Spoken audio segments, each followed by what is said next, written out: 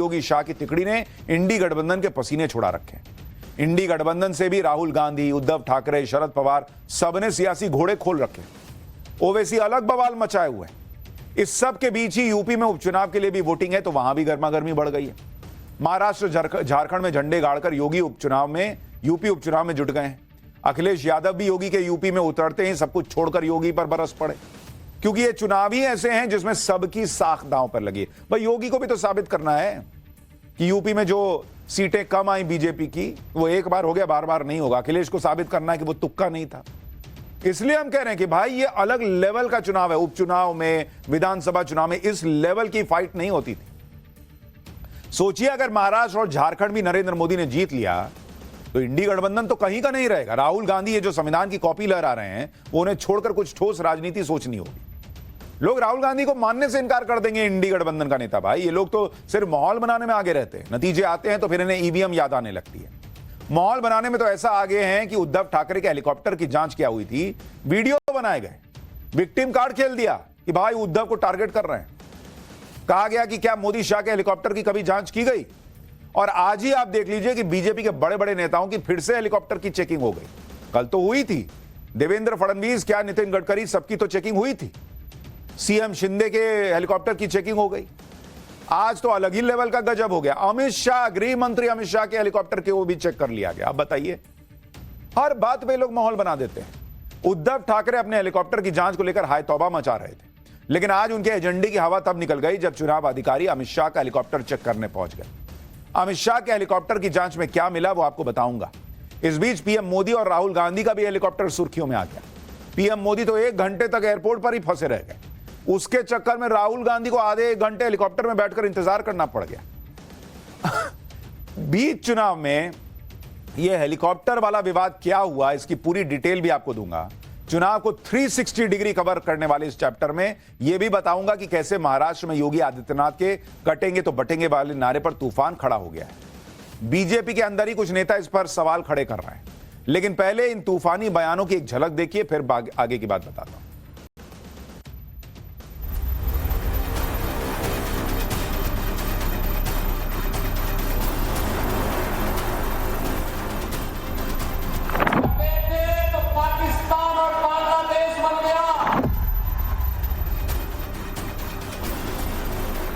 एक स्टेट के chief minister आते हैं और वो बोल देते हैं बटेंगे कटेंगे, तुरंत हमने बताया कि ये कि उत्तर प्रदेश नहीं है, नॉर्थ में ये चलता होगा। जनता का मिजाज और नेशनलिस्ट मिजाज ये समझने में थोड़ा समय उनको लगेगा। Personally speaking, I am not in favour of such slogans. लुटेंगे और बांटेंगे, महाराष्ट्र लुटेंगे आणि दोस्तों को बांटेंगे, ही यांची खरी घोषणा आहे। बटेंगे या कटेंगे वगैरह नहीं है। महाराष्ट्र के चुनाव में इस वक्त असदुद्दीन ओवैसी की भी खूब चर्चा हो रही है। ओवैसी के बयान वायरल हो रहे हैं। प्रचार में विरोधियों पर प्रहार करते करते असदुद्दीन ओवैसी सब्जी वाले की दुकान पर भी पहुंच गए। वहां क्या हुआ वो भी आपको दिखाऊंगा।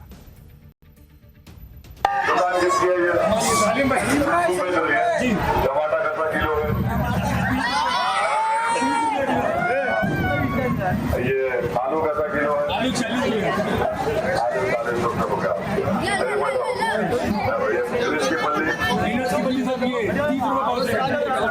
तीन मिलाए तो 100 रुपये इसमें हो गए। कद्दू कैसा किलो है? 40 हो गया। फूल गोभी 60 रुपये। ओवैसी कितनी सब्जी खाते होंगे वही जानते होंगे, अमूमन तो गोश्त ही बनता होगा। लेकिन आज सब्जी के ठेले पे क्यों पहुंचे ये भी आगे बताऊंगा। देखिए, महाराष्ट्र के चुनाव में गजब लेवल की लड़ाई चल रही है। इस चुनावी लड़ाई में पीएम मोदी पूरी तरह से कॉन्फिडेंट हैं। वो अपना प्रचार खत्म कर चुके हैं। कल पीएम मोदी को नाइजीरिया के लिए निकलना है। उन्होंने समेट दिया भाई, अपना काम कर दिया और अब नाइजीरिया जा रहे हैं। नाइजीरिया के बाद ब्राजील चले जाएंगे जहां G20 की मीटिंग होनी है। लेकिन पीएम मोदी विदेश जाते जाते इंडी गठबंधन को एक चैलेंज देकर जा रहे हैं। पीएम मोदी के इस चैलेंज से कैसे उद्धव ठाकरे फंस गए हैं वो आपको बताऊंगा। पहले पीएम ने कहा क्या है ये सुनिए।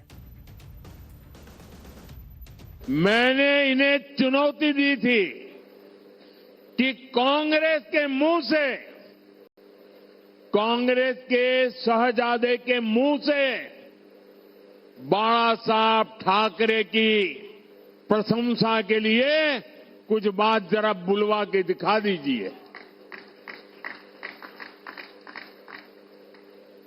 अरे एक बार तो कांग्रेस के शहजादे से मुंह से निकलवाइए, हिंदू हृदय सम्राट बाला साहब ठाकरे।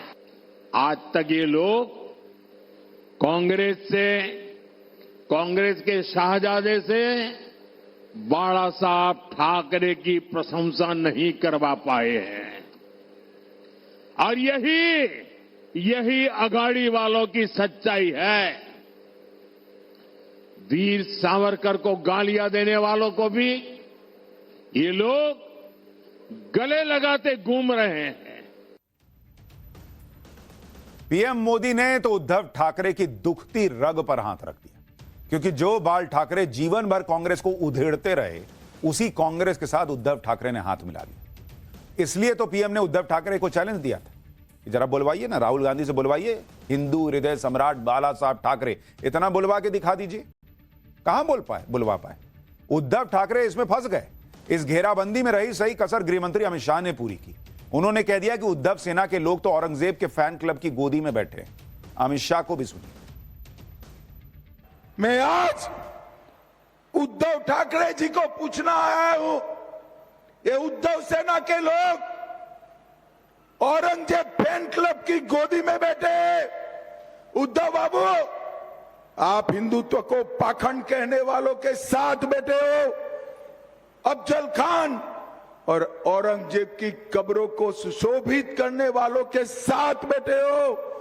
संभाजीनगर नाम का विरोध करने वालों के साथ बैठे हो। कसाब को बिरयानी खिलाने वाले के साथ बैठे हो और राम मंदिर का विरोध करने वालों के साथ बैठे हो। जरा याद करना, आपके पिताजी ने इस महाराष्ट्र को किस रास्ते पर ले गए थे और आप किस रास्ते पर चल रहे हो।